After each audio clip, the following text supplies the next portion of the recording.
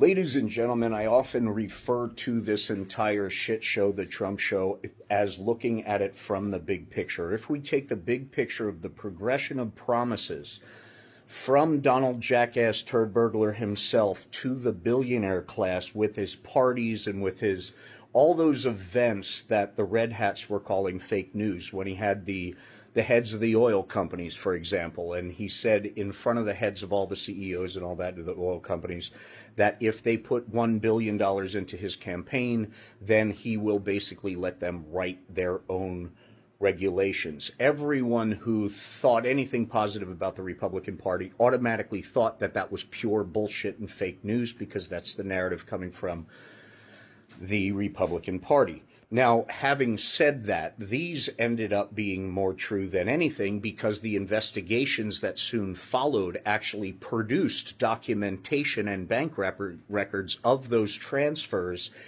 and said regulatory wish lists. One of those other dinners that he's had leading up to today was with the billionaires, with the CEOs, and with the people down at Mar-a-Lardass or one of his other clubs. He had all of these billionaires, and one of the things he said to everybody was he will not tax them with anything if they give them $1 billion. Same sales pitch, different class, different pitch. The difference is the business people heard the tariff pitches and all the other stuff that he was telling these business leaders. And some of them walked out and said, whoa, if he does this, we're all screwed. I don't want any part of this. There is actually documented interviews and evidence on those conversations of those same people coming out of those. Was it performative? I don't think so. These weren't people like Elon Musk. But if you take that into account with the big, beautiful bill and everything that has come out since then, you need to again look at the big picture. This big, beautiful bill that was unanimously voted for by Republicans that will kick 17 million people off of Medicare, off of health care, and all the other wonderful benefits that are coming out about it are solely about tax breaks and fulfilling those promises to those people at those dinners.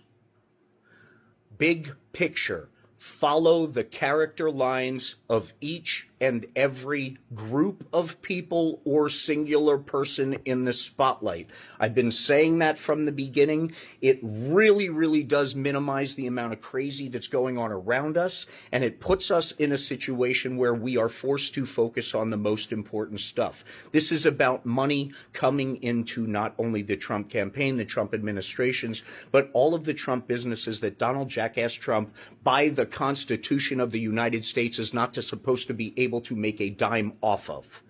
But judging by the 200 plus pairs of shoes alone available at the Trump store and everything with Trump on it, it's obvious emoluments doesn't mean shit anymore to Donald Jackass himself or the Republican Party and the voters who swear to be constitutionalists, patriots, and, oh yes, America first. Unless, of course, there's homework involved and you have to fact check those you are praying to. So, ladies and gentlemen, it's very, very important we make sure to keep focused on what's real. What's real is his bottom line and the people around him's bottom line. How many contracts did Musk get while he destroyed USA Aid and all of the projects that USA Aid is in the middle of?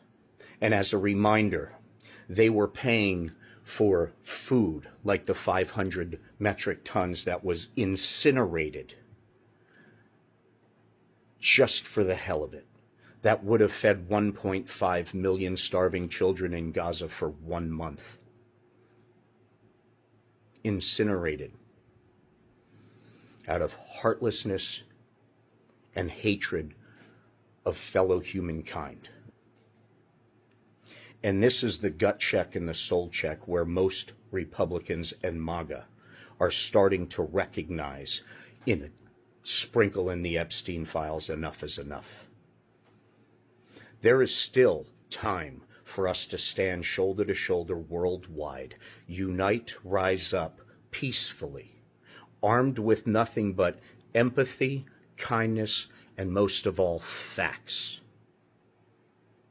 But throughout all this, through his visits to Scotland for his golf courses that cost the Scottish and English government $14 million, and seeing the protests and the hundreds of thousands of people speaking up, rising up, and telling him how they really feel. Us Americans need to find strength in that and recognize that this fight is not over. He has pissed off everybody and hurt everyone just as much as he's hurt us. So take that as a calming voice in the craziness around us. And looking at the big picture and following all of the character lines, recognize you can predict the next move if you're paying attention to it. And ignore the noise. The focus will be there, the truth will be there, and we will be there. God bless you all. Stay diligent, stay educated, and be kind, because we are all in this together. And don't worry, ladies and gentlemen, there's less and less red hats and less flags with Trump's name on it every time I leave the house. That's a beautiful thing. God bless. Stay strong.